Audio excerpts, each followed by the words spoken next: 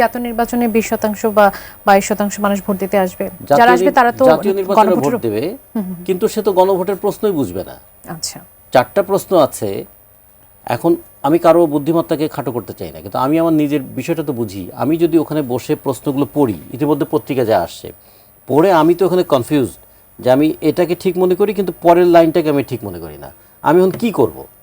রনি ভাই একটা বুদ্ধি দেন, আমি এখন কী করবো? এখন আমি কি এখানে 0.5 লিখবো, এখানে 0.5 লিখবো, এরকম? আমার তো অপশন দুইটাই, হ্যাঁ অথবা না।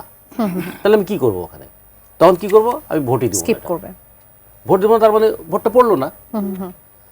দেখা যাবে যে জাতীয় নির্বাচনে ভোট পড়লো 70%, গণভোটে ভোট পড়লো 22%, কারণ মানুষ ভোট দেয়নি, অথবা কেটে দিয়ে আসছে, অথবা বিরক্ত হয়ে না দিয়ে আসছে। তাহলে কী ধরনের একটা জটিলতার মধ্যে ফেলে দিলেন? দুই ধরনের বিষয় হলো যে যারা গণভোট করছেন তারা জেনে শুনে একটা প্রতারণার দিকে ঠেলে দিলেন, আর যারা গণভোট মানে নির্বাচনে বিজয়ী হবেন তারাও কিন্তু হ্যাঁ ভোট বিজয়ী হবে, কিন্তু গণভোটের যে বিষয়গুলো থাকবে সেগুলোকে মানার বাধ্যবাধকতা থাকবে না বলে তারাও কিন্তু একটা সেলফ ডিসেপশনের শিকার হবেন।